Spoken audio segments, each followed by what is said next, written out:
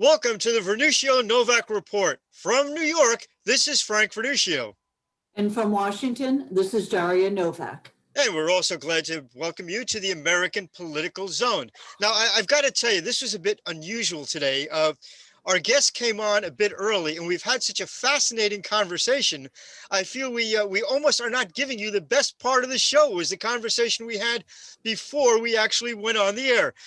Let me introduce you to Judd Dunning, an author, producer, and president of the CU Media Group, bringing together some of the biggest names in politics and entertainment. And he has written a great work called 13 and a Half Reasons Why Not to Be a Liberal and How to Enlighten Others. Great having you on, Judd. Welcome. Thank you both so much for having me here. And thank you for being the patriots that you are ongoing on the scene. We appreciate you. And of course, this is a rather momentous day as we are taping this show. A lot is going on in Washington. Judd, why don't you tell us a bit your perspective on this election and where we are at this point in time? You know, as a conservative, I'm more concerned with election integrity than I am about who wins. I think that's the difference between our party and the Democrat Liberal Progressive Party. At this point, it's take control however you must, whoever you must put in, regardless of their resume. No one was impressed with Biden. Kamala was a know-nothing from the prior cycle. But they're more concerned with power than they are the system integrity itself. So I think we're seeing that right now. Who cares who's in office? We will manipulate them through our constituencies. But conservatives are concerned about overall freedom, the nature of our life, the nature of our soul as it relates to the divine, our family, our friends, our quality of living. And right now, for us today is a trial about honesty and integrity, which is greater than politics itself. So, Judd, we're all concerned about election integrity. Do you think we've stepped over the precipice with this 2020 election cycle? And can we trust future elections in this country? I think that's everyone's question, to be determined. If America chooses justice over stability, yes. If we choose stability over justice, perhaps not. And a good example would be the crash of 2007. We saw Bear Stearns and Lehman not get bailed out, but we bailed out Goldman Sachs. Why? Because we were concerned about stability. Right now, right before we got on the air, right, on Newsmax, they're showing people walking through the aisles. So some of the peaceful protesters in MLK fashion, we do have a right for peaceful protest, had entered the Capitol. But if you go to the other channels, there's a vicious riot going on where wild-eyed conservatives are willing to kill to take power. This is the system that we're in right now. Isn't it extraordinary that when about 74 million people voted for Donald Trump, despite the fact that all the centers of influence and power were feeding lies and censoring news for the past couple of years? I think that says something about the basic strength of the American people. One of the questions and one of the ways that the media has misinterpreted what is going on in Washington has been all about is that they're trying to portray conservatives, Republicans as spoiled brats. They didn't win the election, so therefore they're protesting. They have scrupulously avoided the reality that there was an extraordinary breach of state regulations and state procedures in the electoral process, that there were videotape, for example, in Atlanta, Georgia, of votes being manufactured, of Republican and media poll watchers being tossed out of sites, and suitcases full of ballots which were never in any kind of chain of custody, just manufactured, being thrown into the mix. Where do we go from here as conservatives when the entire media establishment, with very few exceptions, great shows like yours and ours, are the only ones out there really telling the truth? In fact, even Fox News has gone over to the dark side. Yeah. You know, I was just watching these riots, and before I answer that, I was just thinking, what do conservative riots look like? Are we gonna break in some businesses and increase their bottom line, maybe work on their profitability, pay their back taxes? I mean, what they're doing to conservative rioting right now, it's just complete hyperbole. What are we going to do? What are we going to do with the future as it relates to media? Look, I think the two of you are carrying the torch on that. I have to say, I now go to 5 or 6 levels of conservatives, of citizen journalism, to look beyond the news, to hear the possibility of what's not in the corporate line in order to grab viewers through fear. I mean, there's something that we have to remember about media. Media is based on brain chemicals. And I'm not trying to get too esoteric, but it's dopamine, oxytocin, serotonin, endorphin. What are the payoffs? And then the other side is cortisol, adrenaline, norepinephrine. So we have media spending billions and billions of dollars focused on corporatism. So we do have a serious problem of how are our brains being affected? How are we soundbite people? We have to stop and be sound. You know, there's a great line about, I was reading something about detoxing from the news, and I have Christian kids. I grew up Christian, and I have Jewish children, so we practice Shabbat. And it talks about actually detoxing off the news. If you're not feeling a sense of boredom or irritation, you're not out of the cycle of what we're doing to human beings. And think about during coronavirus, we've been attacked with this adrenalized crisis this entire time, on top of a political crisis, on top of fraud. What's going on with our nervous systems as it relates to how we're integrating information, and how is the corporatism of media taking advantage of us? And I don't think that's too esoteric. This is real now. I mean, media is a constant onslaught on rationality. And where do we get truth? Where do we get truth, Frank? You know, where do we get truth, Daria? Where do you get your truth, and how do you do it? I get it from conservative principles. Not to pitch my book, but the book was delving into the truth on 13 and a half reasons why not to be a liberal, and how to enlighten others. Is what are those facts that I can keep returning to no matter what's thrown at me, so I know the essence of conservatism and I know how to live. And that's why I wrote that book. So no matter what happens out here, we know what's good and true. You know, Judd, when Frank and I were young, we could say that we had heroes we could look up to. You know, you said a person would say they want to be president of the United States, grow up to be a doctor, the people that we trusted within our society. If we are going to go back to a place where we have people that we can believe in and institutions that we can believe in, how do we reach the next generation when we have a mainstream media that's really a false narrative, when we have academia that literally is void of anybody in the center or the right, so there's no balance, and we have Hollywood, which is coming down a notch or two, but still putting out an agenda that's far left? You know, I hope Trump becomes a thought leader if he doesn't retain power before the 20th. You know, I have to say I'm considered a radical. I'm radical because I see that there were, 60,000 kids that were underage that voted in Georgia, or that there were X amount of ballots from dead people in this. I've looked at the rationality, and now I'm a radical because I would be fine with the Insurrection Act, but I don't think we're going to go there. I think we're going to choose stability. It's going to be I don't think Pence issued his letter. He's not going to take control. Hopefully, I think Trump's going to do a media platform as well. Hopefully other people come in line. I know a lot of young people really woke up and were motivated. I think we're going to have a really difficult time doing it through the institutionalized system now, through Hollywood, through, comedy definitely woke up a little bit, through Hollywood, through academia has been really, really tough. I think it's got to be patriot thought leaders. I think there's a third party right now, and that party for me is the Patriot Party. I'm a Republican, but I'm a patriot first now, and that's what I think the third party is of conservatism. And I think younger people are still going to see Trump as a hero because he was an anti-institutionalist, deconstructionist hero of America for everybody. So let's see what happens with that. We're speaking with Judd Dunning, president of CU Media. Let's also not forget as well the influence of Chinese money on entertainment and news networks.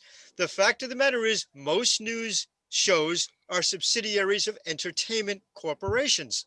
And those entertainment corporations have had heavy investment from China, as well as simply looking to those billions or so popcorn eaters in China that they could sell their movies to.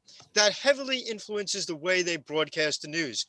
And the vehemence with which they attacked this particular president was based to a large extent on the fact that he was the most anti-Chinese president in terms of American history. That really is something we have to start taking a much closer look at. Let's not also forget that people like Eric Swalwell, who was one of the most vociferous folks against President Trump. Of course, we've just found out that he's been sleeping with a communist Chinese spy. So, I mean, that all factors into the mix as well. Yeah, if you don't think that China is playing a zero-sum game that wants to deconstruct and take down America, you're completely tuned out. I mean, we've been aligned with this for a long time. We're a Judeo-Christian nation. The roots of Confucianism, socialism, communism, and moral relativism in China, their competitive nature, they're out to take us down. And at least Trump kept calling that out. I mean, Biden's already saying they're not as much of as a threat. We're already hyper accommodation. There's already this hyper accommodation.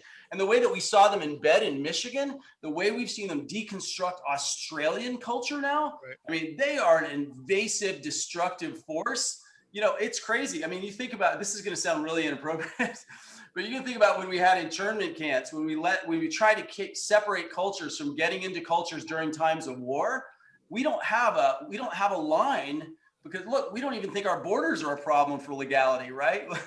So if we don't think our borders, why do we care if Chinese people and infrastructure have come to the United States? It's a very, very, very serious issue, what's going on with our culture. You want to keep, that was the thing that became the conundrum is that if you said that America first, taking care of your own was the new form of racism or the new form of xenophobia, just because you're trying to preserve your own cultural ideals. So I am with you. China is a serious threat. And I think we're going to find out this money goes a lot deeper. You know, sorry, I'll ramble on for one more second. But the outlier that I see, regardless of what happens with Pence today, with the county electoral votes, is the Presidential Act of 2018-19. That act says you cannot have any interrelationship financially with a foreign country. And I've looked at the Biden evidence. I think he does. So what happens? Does Biden get taken out? Does a Kamala come in as part of a greater plan? I mean, I think there's some serious compromise with the evidence around the Biden laptop as it relates to China. So how much do you think the Chinese will influence the mid-year elections coming up in 2022? Well, they hate us, right? They hate us. And our trade war alone is extreme. The only thing difference between them and Iran is they don't chant death to America. They just take actions that deconstruct our society. Look at the way they're running their military as well. If they're running their military at such an anti-American pitch to try to get into dominance, which they won't, we're 13 times, I think now 11 times bigger, why wouldn't they continue to try to affect and deconstruct? But the thing is the level of financial intertwining that's already taken place is going to be really difficult to overturn. I don't think any of this is conspiratorial anymore. This is just the facts of a globalized international monetary community. Do you think we've passed the point where we can start to at least put some constraints on China's poor behavior? I mean, we've seen them in Hong Kong, aggressive toward Taiwan, in India, South China Sea, now European economic deals. We're seeing them move in so many places, space launches and space warfare, cyber. There's almost no area where President Xi has not been very aggressive. Have we passed the point where we could, in effect, create an atmosphere of competition, but good competition? Look, I think Biden is a narcissistic opportunist that a lot of people think he's going to be a pushover. But if you actually go back to Joe Biden's original policies, he actually was, he's pro for the Hyde Amendment. He was pro death penalty. The guy's actually, because he's older, he's a little bit more moderate. So I think it's a toss up. We could go into this simple assertion that he's going to let China roll over us, but he may not. I mean, he is an American at the end of the day, and I give everybody. I'm not impressed, but let's give him an opportunity to see if he'll continue what's going on, because we're very aware that we've stopped some of the destructive tide of their policies. But I think if we take them onto the islands. Look, if you look at a map, there's a great book by Kagan. If you look at a map of the world's tension in World War I and II, before we went into global war between cultures, we have that same level of tension in our map today. We just didn't have nuclear detente, right? That keeps us from destroying each other. So we would go to war. We have that much tension on the map. So what happens if we take China on to Russia and Iran? what happens to the global alliances against America? We better be able to fight a couple front war if we take on China. They are a very serious force. And who knows where India would fall and Pakistan. I mean, it's a brittle world. How much of the problems that we're now facing is really our own fault, we being conservatives? You know, for Republicans and conservatives, particularly when it comes to elections, it's something that they do during election time. The left, however, lives, breathes, and sleeps politics 24 hours a day. It's not just who they vote for or how they vote for them, it's who they buy their products from. It's what schools they go to. In some sense, has this been a one-sided battle with the left constantly attacking and conservatives and Republicans basically ignoring the war? Well, I love the show, by the way. You're both asking such great and intelligent questions. So thank you for having me here. Look, conservatism in its essence is easy. We as conservatives, we don't defend it. We don't want defunding the police. We don't want identity politics. We don't want to use minorities for votes for divisive critical race theory. We don't want socialism. We want America to be the way that it always is. And I think this battle has to stay adversarial right now. I think conservatives, we're no longer Romney and McCain conservatives. I want to apologize to all the doors I knocked on for Romney, the way he's been behaving lately. I feel like I need to write like 1,000 letters to people in Ohio. Like, I'm sorry, I stumped for Romney. But I think we've actually got to we've got to play the left's game. And I think you're talking about the right has to. We like to be the gentlemen or gentlewomen in the game as conservatives. We don't riot, usually. We'll see what happens today. They just say reports of shots fired. We'll see what agitator actually did that. But yeah, I think we've got to, as Ben Shapiro said, I think this is the era that conservatives have to run to the fire and play the game. We have to hit as hard as we're hit.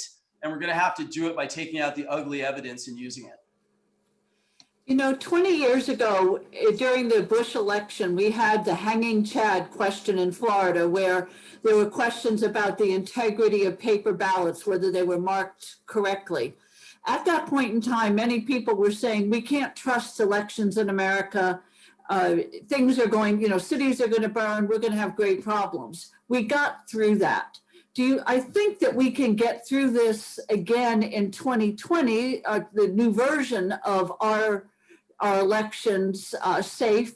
Is there integrity in the ballot? But how many times do you think we can go through this? At some point, don't you think we lose a certain level of flexibility or ability to bear these things that keep coming down on this country? Well, that's a great question. I mean, we always say that there's a great book that I read last year, which talked about the strength of our two-party system. We always say that the Republican Party is dead, or the future of the Democratic Party was dead, because we live within these 10-year cycles called our lives, or solar cycles, 7 years in astrology, whatever you want to say. There are all these cycles that we equate to our limited lives of 70 years. So it feels so tantamount and so important to us. But besides the British, party system, we are the second longest, most enduring, transitional, powerful party, a powerful political system.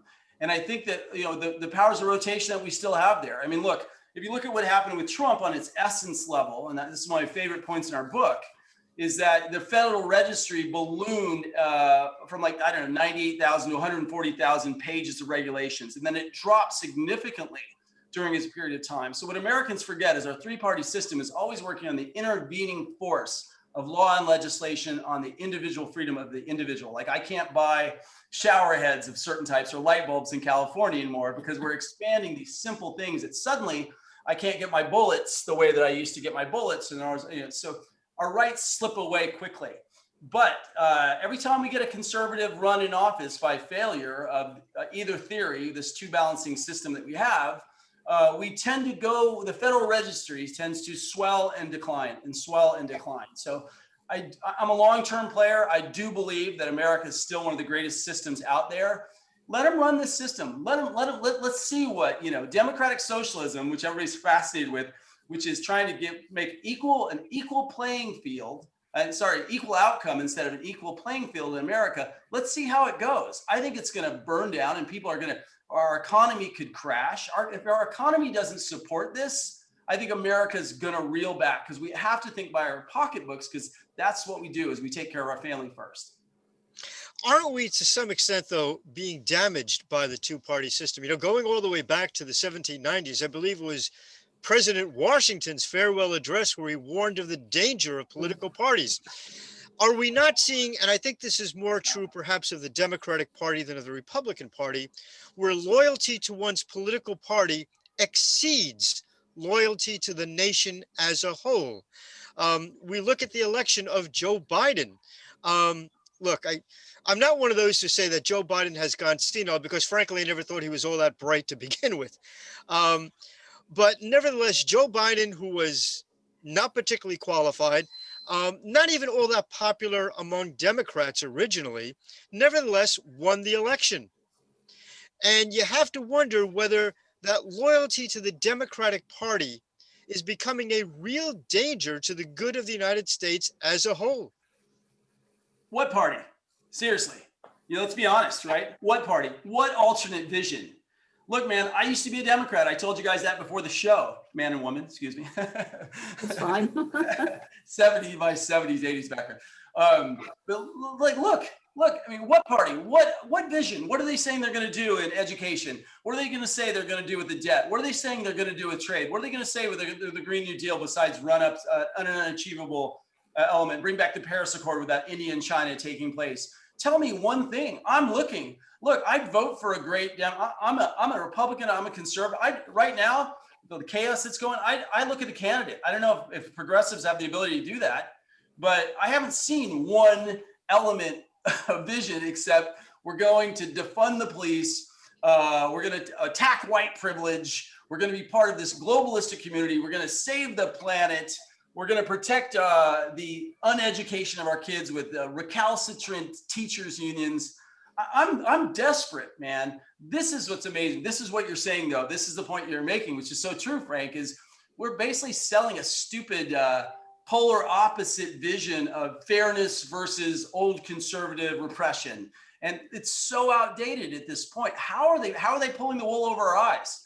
What's one good thing? Let's really be honest. What's one good thing Biden has said he's going to do? And Kamala. Joe, what I wonder about, though, is, humans are imperfect. Our system, the founding fathers tried to create checks and balances, obviously, to counter some of that. But now we have such large influences in money and foreign governments.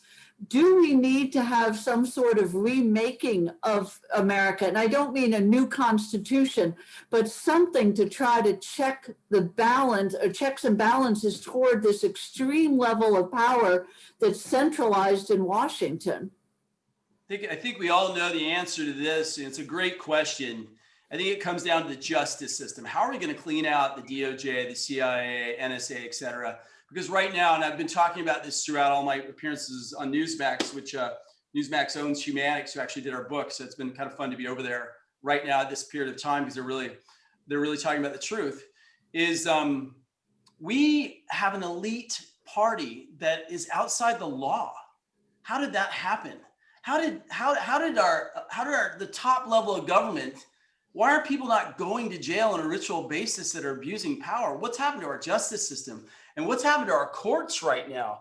I mean, the dangerous thing was like if we had won, if Loeffler and Perdue had won, then they could still they probably would go after Puerto Rico and DC, right? Then they would pack the courts. So maybe the good outcome is they're not going to deconstruct the Supreme Court, which would be nice if they don't pack the courts right now. That might be our only win.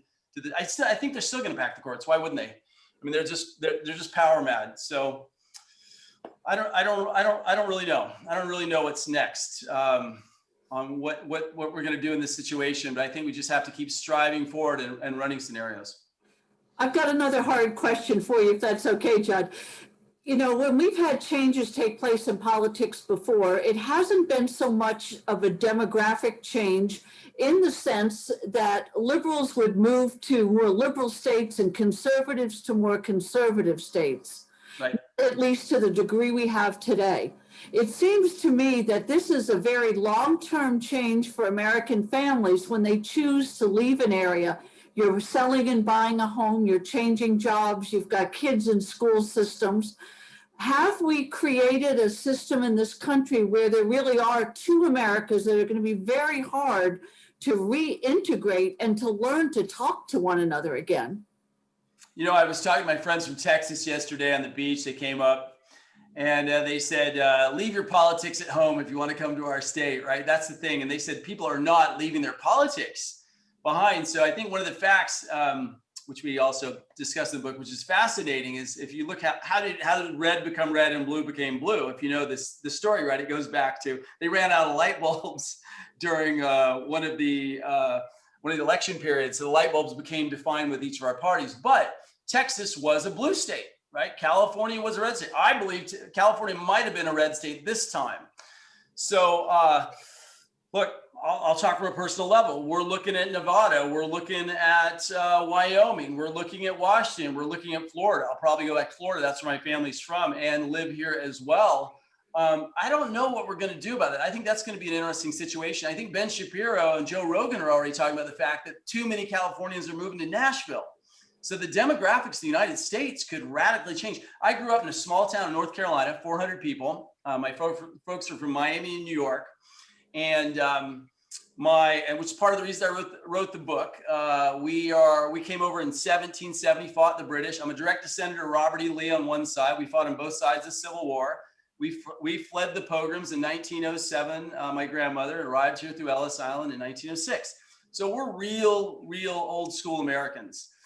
But my small town of North Carolina was definitively Republican, Highlands. My small town in Colorado, where I spent the second half of my life, Glenwood Springs, was definitively Republican. But the states are two of the ultra blue states. They changed in front of me and around me while I was living within them and didn't even see the change coming. So that just gives you a sense. Who knows what's going to happen to the map? What do you think? What do you think is going to happen in the states, Daria? Well, I probably am going to disagree with both you guys. I think there is great hope in this country because I see a lot of young people, some of whom had been in universities when I was teaching before. The younger ones seem to be looking at it and seeing the falsehoods and saying, a small group anyway of conservatives, that we've lost our way and we have to get back. My question would be to look at the future and say, or question, is there a large enough group of these young people that are recognizing the falsehoods that the left is feeding us, the progressive left, to literally bring this country around again and back? And then I look at China and I think they're bereft of any kind of belief system, and they don't believe in the Communist Party. They're still searching for something. And I know when I lived in China and when I was with the government over there, we talked to people on the street and they kept saying about God and country, but they couldn't talk about it openly. I still see that's a lack in their system today. I think the American spirit and what we have inside of us is something unique and great, and I don't believe it's dead. I think that it's like a rebellious teenager right now. We've got to grow up and continue to lead, but I do believe we can do it. Yeah, well, I want to say I'm with you 100% on that. I think we were talking before about, no, I'm with you 100%. We were talking before the show. I said that I think from the loins of Hera has born a new conservatism post-Romney and post-McCain since Buckley that people are really excited about. But what I was referring to is I think the map is unique because the demographics of the map are going to change because of coronavirus. Like people are moving away from, they're not moving so much politically, we're moving to freedom, right? Like I'm telling my wife, like, how do we get out of California for 3 months? We are so locked down out here. It makes no rational sense the way we're repressing business. This is something else that would be interesting to bring into the show is like, this is happening during the greatest intervention in our lives by government, which I think is aberrant. I'm on the record I am, and just like I know the truths of fraud, I know the truths of microns passing through mass, repression, and compliance. This is a double header we're in the middle of. We're in a double header of government intervention, destroying our lives, destroying what we're doing to legacy wealth.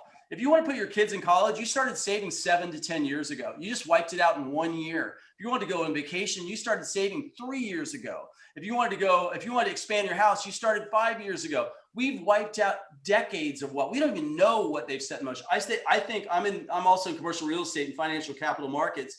I think there's some devastating consequences, and we're almost talking into a chamber where we don't know what's going to happen to inflation in our country right now. So the great unknown, that is scary. I think our country is doing great, and I think we're awake, but I think we're about to head into some heavy times. And if we have socialists, soft socialists, whatever, running the country, I think the experiment's gonna fall flat on its face. Yeah, we're operating as a government under the illusion that you can close down small businesses for a year and then expect them to survive and come right back. That simply is not the case.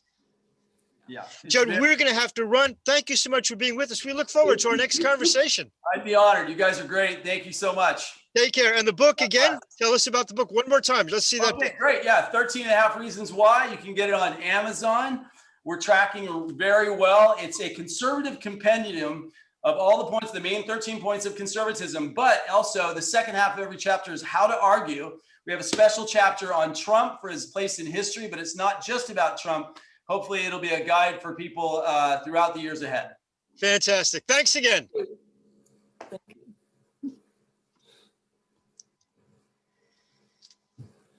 We are indeed in uncertain times. I think the combination, as Judd had said, of the lockdown as well as this election puts us in uncharted waters. Let's go to our next guest. And you all know Judge John Wilson. He served on the bench in New York City and is a prosecutor as an Indian reservation in North Dakota. He's an author of 2 children's books on immigration and is a frequent and acclaimed columnist at usagovpolicy.com. Hey, John, welcome back. Thank you. It's a pleasure to be here. Hello, Daria. How are you both? Doing Judge, you know, one of the fascinating things that you keep hearing on the news is when Chris Wallace and other reporters, other anchor members say, well, the courts have rejected all of these claims. In fact, the courts never even heard the claims, particularly in the case of the Supreme Court, which, defying the purpose of a Supreme Court in the first place in the American Constitution to resolve disputes between the states, simply refused to take up the case and hear it at all. Yes, that's actually quite a problem in my view regarding the Supreme Court rejection of the Texas case. I think that's what we're referring to here specifically. You will note that the Supreme Court had original jurisdiction over that case. It was a dispute between states, and the only place that one state can bring a charge against another state or a lawsuit is in the U.S. Supreme Court. The U.S. Supreme Court, as you said, refused to hear that case. 2 justices dissented, objecting to the rejection of the case. They said they didn't believe that the U.S. Supreme Court had the right to reject hearing a case that involved original jurisdiction. But the rest of the majority did not go along with that, and so the case was not heard. This is a huge problem. And I think if we're watching the news right now, we're seeing the result of that problem playing out on the Capitol steps right this minute. Do you think that the fury, and I can't think of any lesser word to describe it, of a good part of the American public over the, and again, I can't think of a lesser word, cowardice of the courts, both the United States Supreme Court and some of lesser jurisdiction as well, to look into these cases of election fraud and election misdoings is going to have substantial harm to the respect not only for our elective system, but to our judicial system as well? Well, let's take a step back. We can't just blame the courts for not wanting to hear these cases, because the problem we've had as conservatives for a long time is the courts being activist, replacing the legislatures of our states and our federal government with their own pronouncements on what the law should be, instead of interpreting what the law is. The courts have not wanted to get involved in these political disputes. I on the one hand, I believe the U.S. Supreme Court should have heard the Texas case because it being a case of original jurisdiction, I agree with the dissent. I think that that should have been something the U.S. Supreme Court had an obligation to hear. But as we've discussed before, Chief Justice Roberts and many judges do not want to get involved in these political disputes. Now, take a step back. The legislatures are who I hold primarily responsible. In the various states where there are strong allegations of election fraud, these states have steadfastly refused to conduct any sort of a serious investigation into these charges. Now, some of these charges are spurious. There's no two ways about it. Some of them, the charges that have been brought up in the Trump lawsuits should have been dismissed and needed to be dismissed. Let's be fair about this. But at the same time, we've had some hard evidence. We've had testimony of witnesses. We've had videotape. We've had things that would stand up in a court of law that have been ignored, or people have pretended they just don't exist. These are the facts that should be investigated by the legislatures in deciding whether or not to overturn their elections. You can't just leave it to the courts. Haven't, in fact, state legislatures in some cases done the same thing that the Supreme Court has just done, basically surrender their authority. When you have a governor or a secretary of state simply decide to engage in wholesale changes of their election process and without even consulting the legislature, isn't that simply an abrogation of their responsibility? And in fact, aren't we seeing a sort of double header in all this? We've seen in the wake of COVID, governors make emergency rules without either declaring martial law or going to the legislature for legislative authority. So haven't we kind of done away with the concept of due process in the way changes are enacted? We've simply given to governors more authority than their state constitutions actually give them. Yes, that's been the contention of many a lawsuit brought against particularly the governor of Michigan, Governor Whitmer, and some of the other governors who've had their COVID regulations overturned. And the basis for the courts to overturn those is that the governors have taken on more power than the legislature granted to them. In some instances, the governor was unlawfully delegating the state's authority to lesser groups such as the healthcare commissioners or their health services people, rather than making the decision themselves. It's an improper delegation of authority and power. So that's been the basis for those cases to be dismissed. Overall, you have seen a broad denial by those in authority of the legislature's authority in these cases. You've had governors seizing power, and you've had not enough citizens fighting back against those seizures of power. Today, I'm glad to see we're finally starting to see some of that fury being played out properly. John, in the past election cycle or two, we've seen a lot of people claiming there's been suppression of the vote. We see that the left is very active in pursuing these cases, in going to the polls. Do we need to see some type of similar movement on the right in this country for actually making sure that those who are dead are off the rolls? Those who have moved are no longer counted in the vote? It seems to me that the states are not helping to clear the rolls of those who don't belong there, which in essence means that we're getting less than one man, one vote. Yeah, this is an issue that used to be bipartisan, because you used to have a bipartisan committee as part of the Board of Elections of whatever state we're talking about, who would go through the voter rolls and remove persons who are no longer eligible.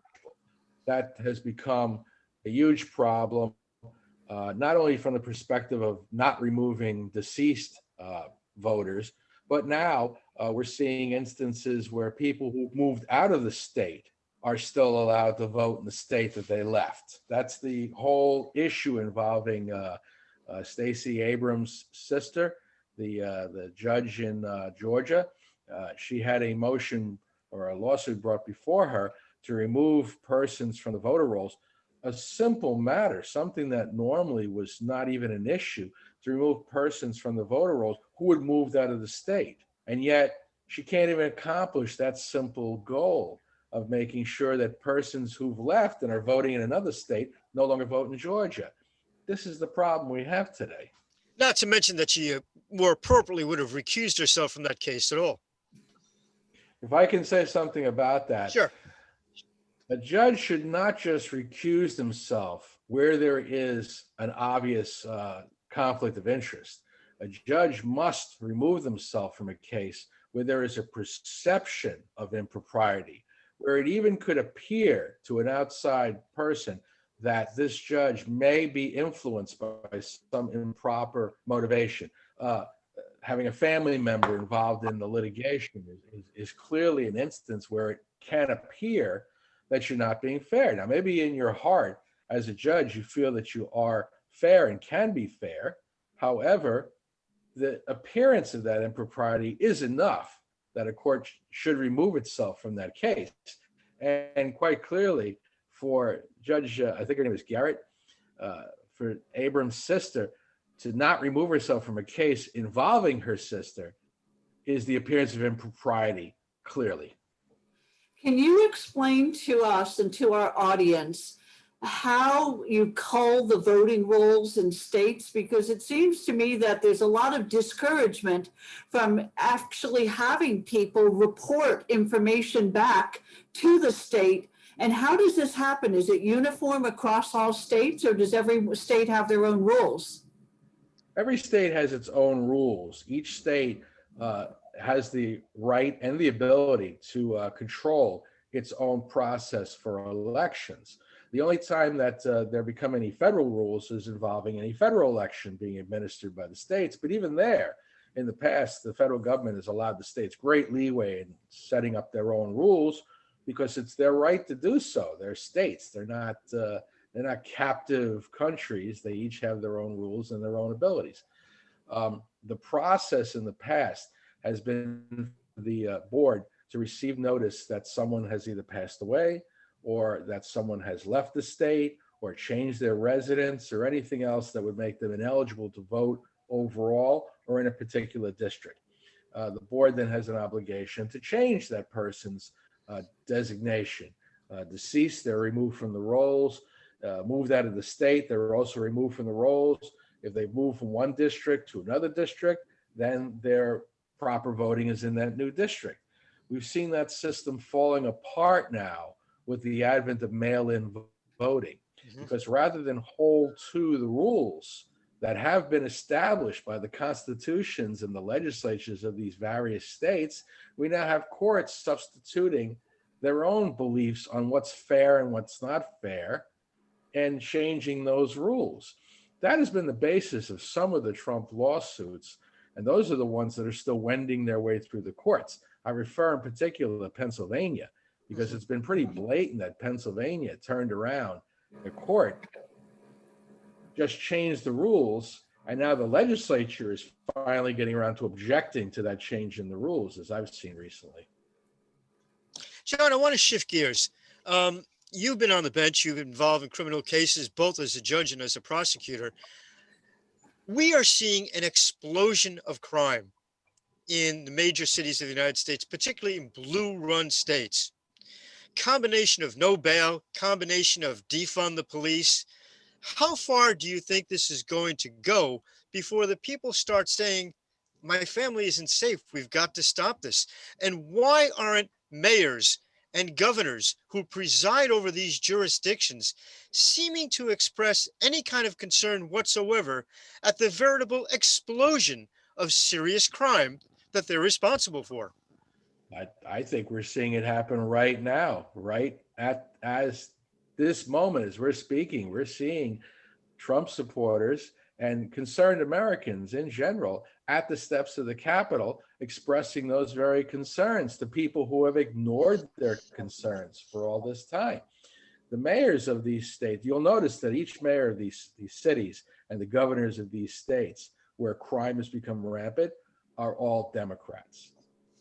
I defy you to show me a particular city or state that is run by a Republican administration that has this increasing crime problem where these no bail laws have been brought into effect. I'm not aware of any, and I'd love to let me know of one. The closest I come is Ohio with their rhino governor there, but I don't even think they have the problem that's occurring in places like New York, Portland, Seattle, where crime has just run rampant. Minneapolis used to be a beautiful city. I've been there many times. I drove through it in the time and just was appalled at what I saw, complete ruination of the city. So, And that occurred relatively quickly as well. yes, that is the problem we're facing right now. How do we repair this? I guess is the bottom line question. I wish I had a good solution for you. I can tell you that the people who are protesting at the Capitol right now are part of that solution, that they want to see fairness reinstituted into the system, that they don't want criminals running rampant in their streets, that they want to return to real law and order and not the nonsensical equity that's being promised by the left. Are we kind of seeing a sort of class or even race warfare where we are letting murderers and rapists go, but we're all very happy, of course, that that great danger to society, Lori Loughlin, gets locked up? Yeah, I prefer not to think of it as a race or a class war because I think that those who seek law and order are across classes and across races. And indeed, on that point, I've had the opportunity, I've been involved in government in New York State, and I can tell you, I've been to minority neighborhoods throughout the city, South Bronx, Harlem, and so forth. And I have not gone into one minority neighborhood where they have not asked for more police and better enforcement. It is, on the other hand, the kind of radicalized elected officials, not the people in the community, who are pushing these no common sense, let them all go free concepts. That's exactly so. And in fact, who are the victims in most of these instances? Statistically, if you look at the victims of crime, it is the same minorities who are being arrested for the crimes. Black on black, Hispanic on black, black on Hispanic crime far exceeds any police on black crime. The standards have just been so shifted. And if you're a law-abiding member of the community, whether you're white, whether you're black, whatever you are, you want law and order. You don't want problem cops. Obviously, nobody wants that. But at the same time, you don't want problem people damaging your property, causing a ruckus in your streets at 2 o'clock in the morning. You, whether you're a minority or whether you're white, want the same thing. You want peace and quiet in your neighborhood. And we're not getting it right now.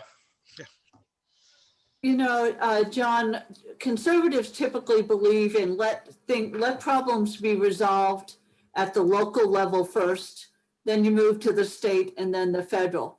Next year, actually, I guess now we're in January this year, in May and in November, we're going to have local elections across the country for many towns. What do you think we need to do this year in 2021 to ensure that we don't have a similar cycle this year as what we had in the last election? What do we need to change immediately and what can we change? Well, the absolute most important thing that we need to change is stop mail-in voting on the level that it's been occurring and bring in voter identification laws.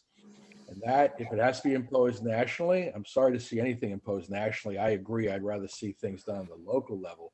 But you do need an overall standard that persons who are voting can be identified, and that even mail-in voting, when it's necessary, and it hasn't been necessary as you've been seeing, there's some control over the who's submitting those mail-in ballots. Those are the first two things that really need to occur for fairness.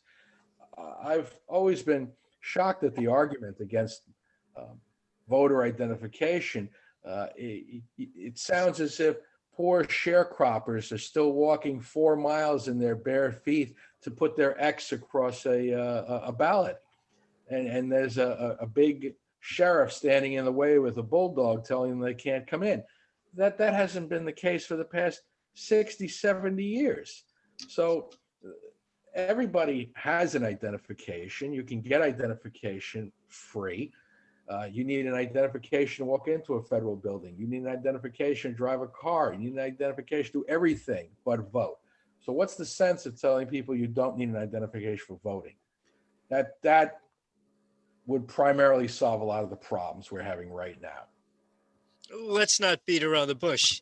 Isn't the objection to voter identification is that it would put a damper on the consistent moves by the Democratic Party to cheat on the vote, to have illegal aliens vote, to have people voting twice, or you go to Chicago where that paragon of civil rights that just because you die, you don't lose your right to vote.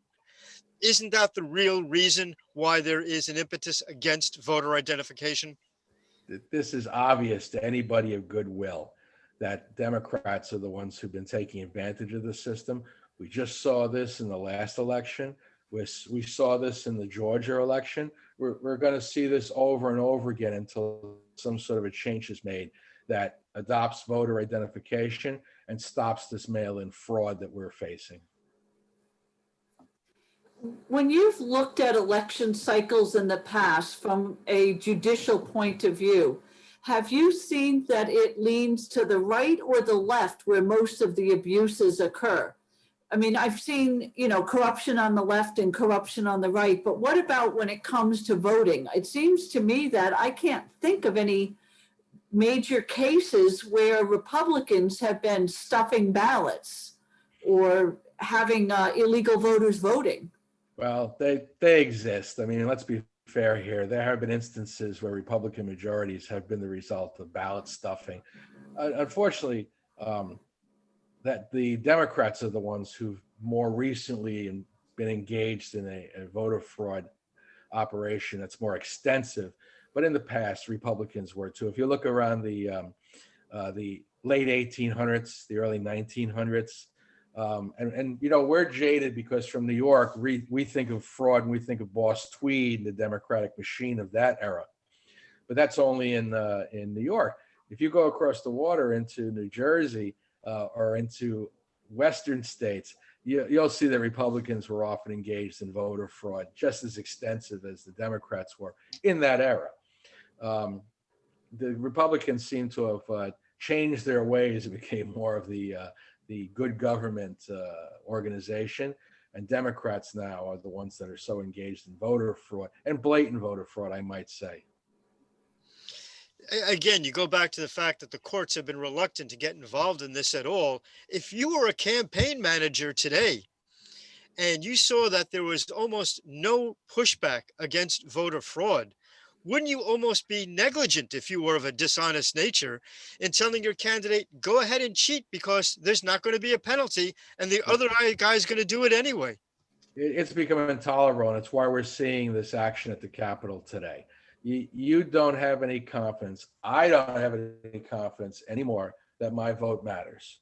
I have seen now several elections where it's become obvious that blatant fraud is occurring and no one is addressing it. And even worse, the media tells us to pretend it's not happening and to ignore it, and that we're the ones who are unreasonable for wanting it investigated.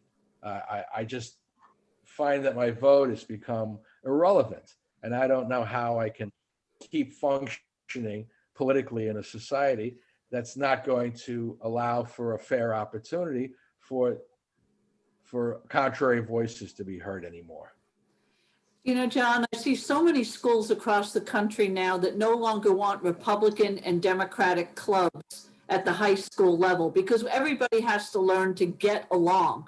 It seems to me we need to learn to debate. It seems to me that we need to learn how to discuss these sensitive issues in a better way. do you think that we're moving in a bad pathway when we say that there should be no debate? We don't need arguments all the time? Or do you think we just need to learn to argue better for our points? Well, of course, I grew up debating and arguing with people on these very issues my entire life. And this is the first time that I can remember where I'm not able to even discuss issues with people of contrary viewpoints because I'm demonized the minute that I bring up these issues.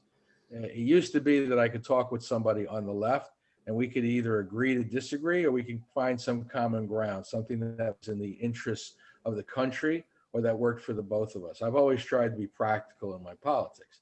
But these days, the minute that you come out with any sort of an opinion favoring President Trump, an opinion favoring American democracy and favoring capitalism, you're demonized immediately. You're a racist, you're a sexist, you're a thisist, whatever you is. So it's just become people are incapable of having a discussion anymore. It's an insult contest. And Everything's microaggression. And so you're absolutely right, Daria. If we really want to go back to the ability to speak with each other, we have to start with students, and we have to give them the ability to debate issues with each other without demonizing each other. Just because you're of a different opinion doesn't mean you're a bad person. But of course, we on the right must be bad people. We have these opinions.